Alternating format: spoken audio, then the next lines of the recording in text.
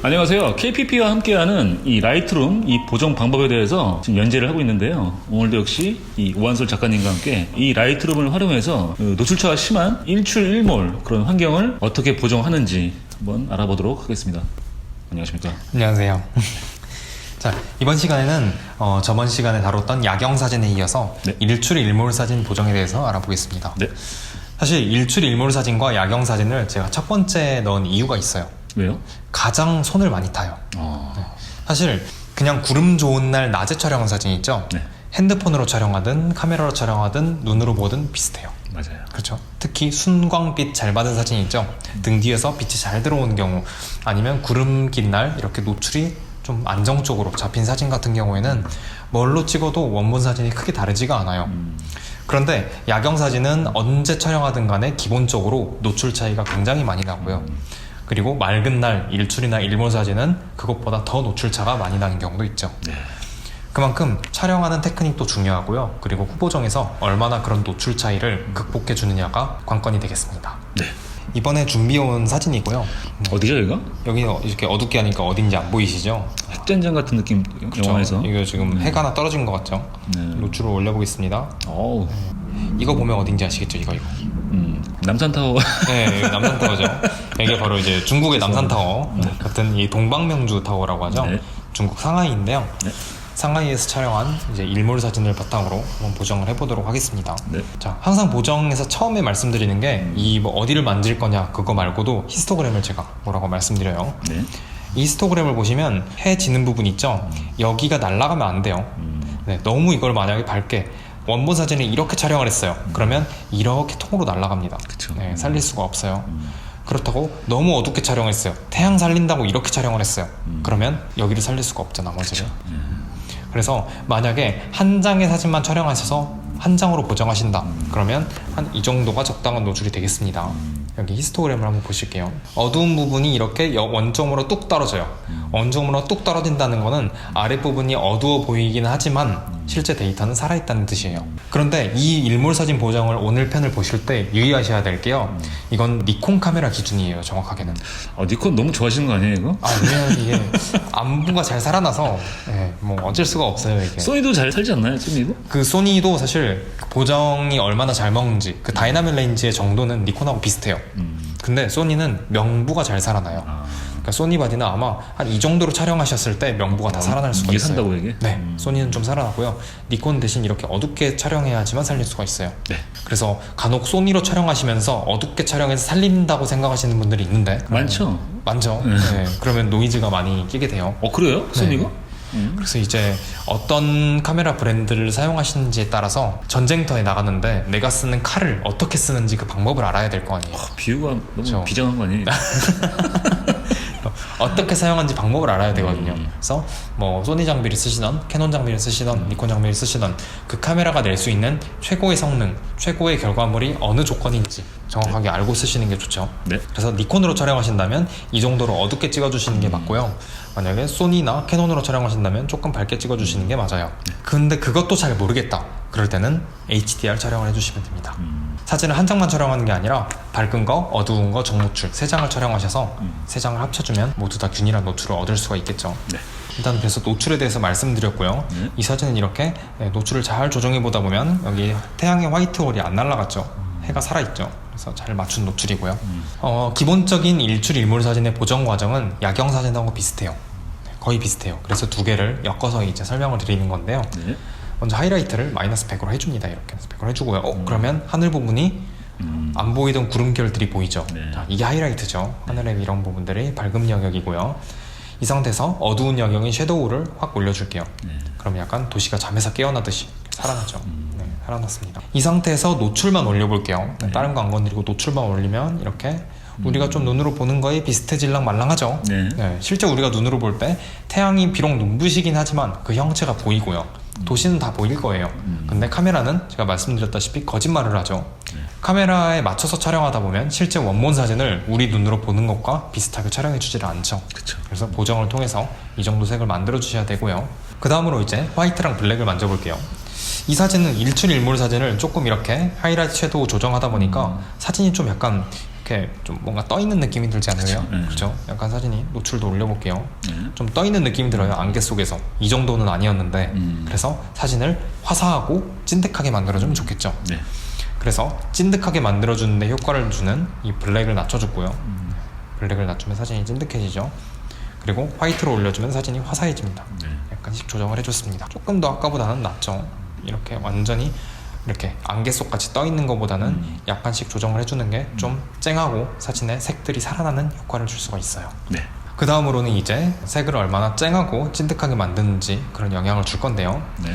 자, 텍스처는 사진에 질감을 준다고 했죠. 그 텍스처를 조금 올려줬고요. 클래리티를 올리면 사진이 쨍해진다고 말씀드렸어요. 네. 너무 과하게 올리면 안 되고 적당히 올려주겠습니다. 자, 여기까지 보정했을 때 좀 색이 어떤 것 같으세요? 좀 밋밋하죠? 밋밋하죠. 분명히 제가 이렇게 노출 부분만 건드렸는데 색이 좀 전반적으로 밋밋해졌어요. 특히 이거 약간 하늘도 원래 파란색인데 파란색이 좀 옅은 느낌도 있고요. 그리고 도시도 너무 회색 도시 느낌이죠. 이럴 때 뭘 올려야 되냐면 채도를 올려줘야 되죠. 채도를 올릴 때는 제가 말씀드렸다시피 새추레이션을 올리면 사진이 난리가 나죠. 네, 약간 만화같이 이렇게 여기 그렇죠. 그래서 이게 사전적인 정의로요, 이 바이브런스와 새추레이션의 차이가 뭐냐면요, 바이브런스는 녹색과 주황색의 과포화를 막으면서 채도를 올려준다 이렇게 되어 있어요. 이걸 올리면 주황색이 그만큼 포화될 정도로 난리가 난다는 뜻이죠. 그래서 우리가 일반적으로 멋진 사진들, 풍경 사진에서 좋은 사진들은 이런 시간대에 많이 찍잖아요. 네. 근데 그러면 주황색이 많을 수밖에 없어요. 그렇죠. 네. 그 말은 채도를 함부로 썼다가는 풍경 사진이 난리가 난다는 거죠. 그래서 이 새추레이션을 함부로 많이 올리지 마시고요, 채도를 올리고 싶으시면 바이브런스를 올려주세요. 그러면 그죠, 과포화를 막으면서 올라가네요. 그 말이 딱 맞죠. 그래서 과하지 않게 바이브런스를 약간 올려주고요. 네, 조금만 올려도 여기 아래쪽이 이렇게 좀 도시가 색이 좀 약간 살아나려고 하죠.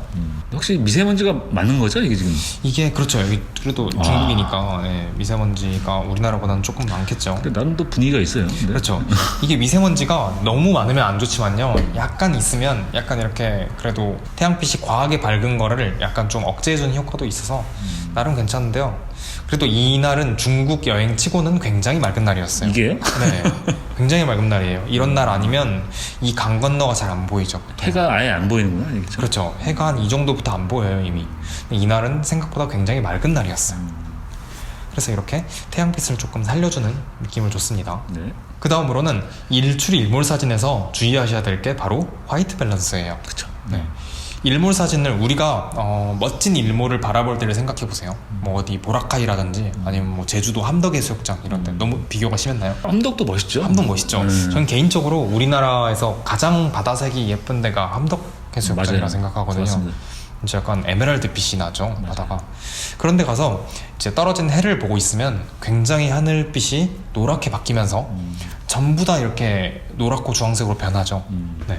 근데 카메라가 볼 때 그걸 과하게 색온도가 올라갔다고 촬영하는 경우도 있어요. 그래서 생각보다 약간 펄한 사진으로 원본이 나오는 경우가 많습니다. 맞아요. 그래서 일출이나 일몰 사진을 촬영할 때는 색온도를 생각보다 올려주셔야 돼요. 네. 너무 이건 너무 노랗고요. 괜찮은데요?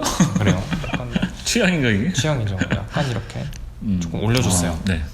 저는 이 올리는 색온도를 올리는 기준을 어떻게 잡냐면요, 실제 하늘의 파란색이 살아있느냐 죽었느냐, 네, 그걸 기준으로 보고 있어요. 네.